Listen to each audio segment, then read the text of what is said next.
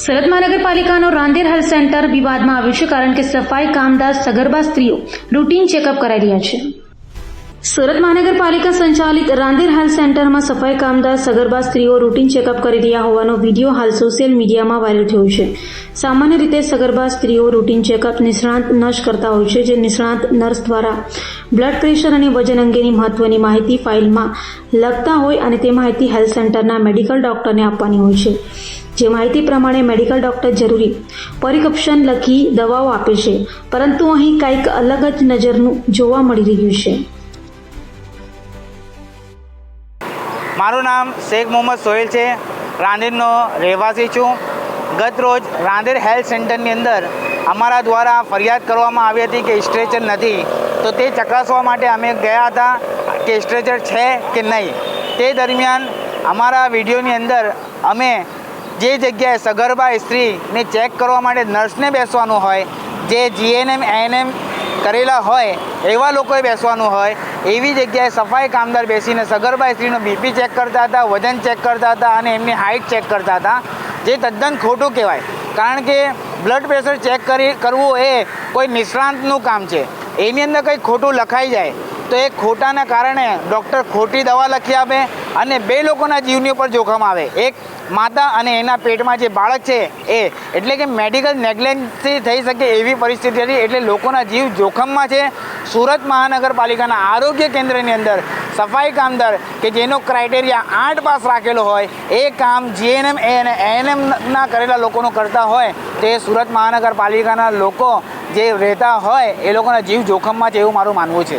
અધિકારીઓ શું કે તમે વાતચીત કરી હતી? અધિકારી ટંડેલ સાહેબ સાથે મારી વાત થઈ, એમણે જણાવ્યું હતું કે આજે ભીડ વધારે છે એટલે એમને હેલ્પમાં બેસાડેલા છે, પરંતુ વિડીયોની અંદર જેવી રીતના જોઈ શકાય છે એ તદ્દન જુદી વાત છે। આજે પણ જ્યારે હું તમારી સાથે વાત કરું છું ત્યારે પણ એ સફાઈ કામદાર એ જ જગ્યાએ બેસીને સગર્ભા સ્ત્રીઓની તપાસ કરી રહી છે અને હું જાતે હમણાં જોઈને આવ્યો છું। બેન, તમે સફાઈ કામદાર છો ને, તો અહીંયા તમે કેવી રીતના અહીંયા નર્સ ક્યાં છે? સિસ્ટર કામમાં છે। તો તમારાથી નહીં બેસાય? સિસ્ટર કામમાં છે। ના, સુપરવાઇઝર કોણ છે? સુપરવાઇઝર કોણ છે? નીચે એન્ટ્રી કરે છે કેસરી। તમારે નર્સની જગ્યા પર બેસાય જ નહીં ને? પણ અમારે ડીપી વજન જ કરીએ છીએ ને ભાઈ। ના, ખોટી વાત। અમારે તો કામ કરવું જ પડે ને। તમારા સુપરવાઇઝરને બોલાવો કેમ સોહેલભાઈ આવેલા છે? વિડીયો બંધ કરો, વિડીયો કેમ ચાલે? ના, તમે ખોટી જગ્યાએ બેસેલા છો। અહીંયા પ્રેગ્નેન્ટ લેડી આવે છે, તમે કેવી રીતના બેસી ગયા? કંઈ ખોટું થાય તો કેવી રીતના કરશો? સુપરવાઇઝરને બોલાવો। આરએમઓ કોણ છે? આ તમે જોઈ શકો છો વિડીયોની અંદર કે સગર્ભા સ્ત્રીઓની જગ્યા પર જ્યારે નર્સ હોવો જોઈએ તો આ બેન બેસેલા છે। આ રાંદેર હેલ્થ સેન્ટર છે। આપણે સ્ટ્રેચરની માંગ કરી હતી એટલે સ્ટ્રેચર માટે હું અહીં આવ્યો, તમે જોઈ શકો છો। આ સગર્ભા સ્ત્રીઓની જે ડિટેલ લખવાની હોય એની અંદર નર્સ હોવી જોઈએ, જેમણે જીએનએમ કરેલું હોવું જોઈએ, અને આ બેન બેસેલા છે જે સફાઈ કામદાર તરીકે રાંદેર હેલ્થ સેન્ટરની અંદર છે। બેન, તમારું નામ? બેનને નામ ખબર નથી, મને એવું લાગે છે, એટલે ઉપરથી ડિટેલ લેશું આપણે, વાંધો નહીં।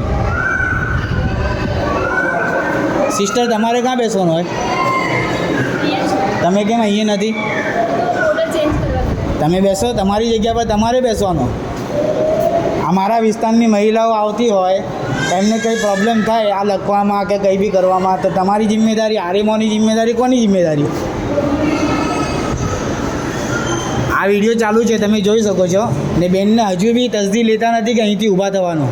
હવે એમની પર કોનો હાથ છે મારે જોવાનું। આરએમઓને બોલાવો। આ નાયબ આરોગ્ય અધિકારી શ્રીને હું વિનંતી કરીશ આ વિડીયોના મારફતથી કે તમે તસદી લેજો આ વિડીયોના મારફતથી, અને આ બેન જે અહીંયા બેઠા છે એમની સામે કાર્યવાહી કરવામાં। આરએમઓને પણ તસદી નથી કે બહાર આવીને કોઈપણ પ્રકારની કાર્યવાહી કરે। સુરત કમિશનરશ્રીને પણ હું વિનંતી કરીશ કે આ બેનની સામે પગલાં લેવામાં આવે, એમને જે કામ આપવામાં આવે છે તે કામ કરાવવામાં આવે। સફાઈ કામદાર તરીકે છે ને એમને નર્સની જગ્યા પર બેસાડવામાં આવે છે, જે તદ્દન ખોટું કહેવાય, અને અમારી ફરિયાદને ધ્યાને લેવામાં આવે।